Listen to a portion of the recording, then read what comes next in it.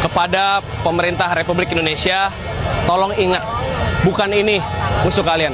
Bukan kami orang muda yang bersuara, bukan. Musuh Indonesia itu adalah pejabat yang korup, aparat represif, mereka yang mengeksploitasi alam gila-gilaan, itu musuh kita. Jadi tolong dengarkan, jangan batasi kita bersuara. Lagi pula, dialog bersama kita semua di sini, itu nggak perlu pesen tiket mahal, hotel mahal kayak ke Paris kok. Nggak perlu bagi-bagi bansos dulu bisa ketemu kayak yang biasa Gibran lakuin kok, nggak perlu. Kita cuma perlu rasionalisasi dan alasan. Kenapa bisa? Negara terus membiarkan. Ada anggaran yang buang-buang dan boros APBN. Ada pengelolaan program yang salah. Ada aparat yang mengisi pos sipil.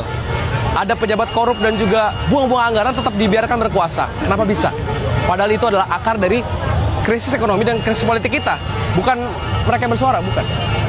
Jadi sekali lagi, anomali Republik ini, kalau kepada negara yang penjahat perang, bersikap santun diplomasinya, tapi justru kepada masyarakat sendiri, generasi muda sendiri, malah galak.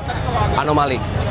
Semoga seluruh Indonesia yang sedang turun tetap sehat, stay safe, dan selalu ingat dan nyalakan alarm tanda bahaya untuk Indonesia.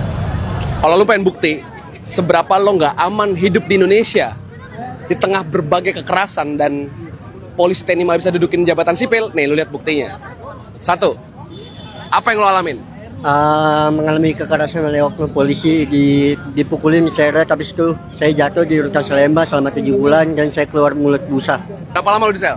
7 bulan. Azril 19 tahun dikeroyok, mulutnya berbusa sampai kepalanya ada cacat, dan dia malah ditahan 7 bulan. Itu anomali pertama ya. Kenapa lu nggak aman di Indonesia? Lo? Kasus gua itu masuk di penjara di rumah Ahmad Saroni, yang terbukti gua nggak ikut-ikutan, tapi gua malah dituduh melakukan pengerusakan dan pengambilan barang di rumah Ahmad Saroni. Gua ditahan 10 bulan. Yang gua alamin selama penahanan gua penangkapan itu gua dipukul, ditendang di bagian sini, terus dipukul bagian kepala, disabet pakai kabel tis 3 lapis.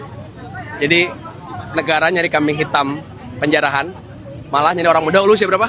Usia 25 tahun. 25 tahun, ditangkap, ditahan 10 bulan.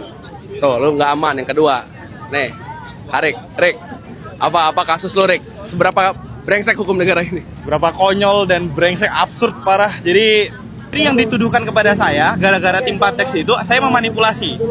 Nah, tetapi ternyata berita yang saya tim Patex itu adalah berita yang dimanipulasi juga, karena berbeda sekali dengan pernyataan seseorang yang sekarang sudah menjadi penasihat presiden. Ditahan 5 bulan Dan sekarang masih sidang. Masih sidang jauh. bayangin, dituduh bikin hoax, padahal negara yang lebih sering bikin hoax, nggak pernah ditahan. Nih, terakhir nih, Magelang, apa kasus lo berdua? Kita Upload poster. konsolidasi. Konsolidasi, Bang. Upload poster di penjara berapa lama? 5 bulan. 5 bulan. Siapa nama lo? Yogi. Azhar. Lo masih mau ngerasa Indonesia aman? Nggak heran sebenarnya kalau pada pengen kabur ya. Nggak heran. Jadi buat lo yang masih ngerasa aman, coba dipikir-pikir lagi. Kalau lo nggak bersuara, lo semua korban berikutnya. Cuman mau ngingetin, buat negara yang bilang bahwa krisis ekonomi hari ini disebabkan oleh antek-antek asing, seingat gue, yang naikin kebijakan Pertamax naik harganya, itu kayaknya Bahlil deh, bukan Soros. Yang bikin Dadan, Sony, dan yang lain itu korupsi gila-gilaan, itu keinginan mereka deh, bukan Soros. Yang bikin harta kekayaan pejabat pada naik signifikan, itu kayaknya karena mereka nyari-nyari duit deh, bukan karena Soros. Jadi di mana letak krisis ekonomi dan juga politik hari ini? Karena asing. Ada, tapi bukan itu akar masalahnya. Hari ini rakyat datang menyegel Badan Gizi Nasional. Kenapa? Karena ini salah satu bentuk daripada krisis ekonomi yang lahir. Anggarannya 1 triliun per hari, ruginya gila-gilaan, bahkan bukan cuman rakyat yang akhirnya marah karena merasa uang kita dibuang secara boros, tapi mereka yang ikutan main BGN nih, main MBG, investor, mitra, supplier, juga pada demo kan. Inilah jadinya kalau kebijakan publik dirumuskan dengan tidak matang. Sekarang MBG nggak di stop, yang marah rakyat. MBG di stop, yang marah pengusaha investor. Serba salah kan? Ya inilah. Oleh karena negara, sebelum krisisnya jadi jauh lebih parah, hentikan MBG sekarang, segera, audit total segera dan konversi seluruh anggarannya menjadi anggaran pendidikan, kesehatan, dan sebagainya.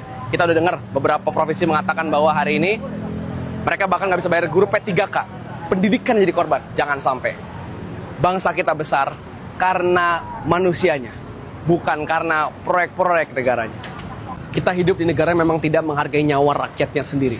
Lo bayangin jawaban dari dilindesnya Afan, jawaban dari banyaknya demonstran yang meninggal, jawaban dari ribuan orang muda yang ditahan adalah RUU Polri yang udah sah jadi undang-undang, yang bikin Kapolri bisa jabat sampai 60 tahun, yang bikin polisi bisa dudukin jabatan sipil. Nggak jelas. Di mana reformasi Polri? Omong kosong, bullshit. Bayangin ya, Listio Sigit Kapolri sekarang umurnya 57. Dan sekarang Kapolri pensiun umur 60. Bisa diperpanjang sesuai keinginan presiden.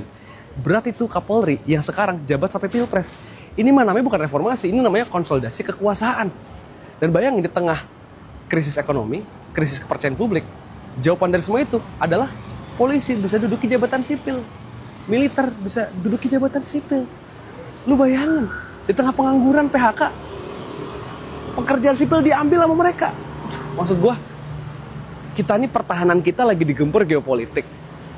Keamanan dalam negeri kita lagi digempur kriminalitas, mafia. Harusnya militer, polisi punya posnya dong. Sipil yang punya posnya jangan diambil. Dan mana reformasi yang kita cita-citakan itu?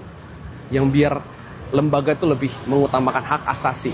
Biar yang nyiram air keras nggak cuma dihukum 2 tahun, biar yang ngelindes Afan nggak cuma dihukum minta maaf. Mana pertanggungjawabannya? Ini negara dibangun atas dasar kepercayaan dan keadilan, atau dibangun atas dasar kepentingan kekuasaan. Gue udah ngerti lagi di mana keadaan negeri ini. Entah kemana mereka pergi. Dengan anggaran 0,04% MBG dalam 1 hari, kita mampu membangun 1 SD di Desa Patukusi, Kecamatan Kie, Nusa Tenggara Timur, dan dia adalah daerah 3T. Sekalian gue mengupdate progres pembangunan setelah 2 pekan. Kemarin ada kendala hujan, tapi alhamdulillah udah kebangun nih tembok-tembok untuk pembangunan sekolah di SD Desa Patukusi ini. Jadi yang teman-teman harus tahu tadi ya, bahwa kita ngebangun SD ini dengan 2 kelas, 1 perpustakaan sesuai standar, itu hanya menghabiskan 400 juta rupiah. Jadi kalau kita persenin, angka ini hanya setara 0,04% anggaran MBG dalam 1 hari. Jadi kita mau ngajarin nih negara, gimana lu maksimalin anggaran, efisiensi anggaran. Kalau nggak di markup, kalau pengerjaannya dikerjakan oleh ahli, insya Allah pasti anggaran kita tuh akan baik. Kita tuh nggak kekurangan duit. APBN kita banyak. Kita kekurangan political will dan juga integritas untuk membangun negeri ini. Kita masih butuh donasi teman-teman. Jangan lupa donasi untuk pendidikan yang lebih baik, NTT yang lebih baik, dan juga Indonesia yang lebih baik. Terima kasih. Sayangnya negara nggak bisa membodohi market. Negara nggak bisa menekan pasar dengan air keras, intimidasi, kokangan senjata. Pasar nggak akan nurut. Pasar hari ini butuh kepastian hukum. Pasar hari ini nggak percaya sama negara. Dan wajar aja. Kriminalisasi ada di mana-mana. Setiap lini ya kan. Profesional, pengusaha, aktivis. Belum lagi pakar di negeri ini nggak dihormati. Dalam berbagai referensi buku. Itu ciri-ciri negara yang gagal. Terakhir, di FHUI ada eksaminasi yang diisi oleh berbagai profesor, bahkan nama seperti Tom, Rocky Gerung, Ira Puspadewi, membahas bagaimana iklim hukum kita begitu buruk. Dan bahkan mereka merekomendasikan salah satu perbaikannya adalah bebaskan Kerry, pengusaha yang dipenjara padahal nggak bersalah karena situasi politik.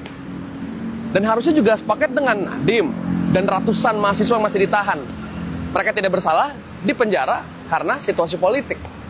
Jadi negara stop pura-pura kita lagi dalam kondisi baik. Kita bukan hanya butuh kesannya baik, kita butuh kebijakan yang baik. Lagi turbulensi, ajak penumpang bukan cuman pura-pura baik, tapi kencangkan seatbelt, jangan ngerusuh, berdoa, bantuin sebisanya. Kalau sekarang kita pengen bantuin, buat apa? Ujung-ujungnya juga di penjara.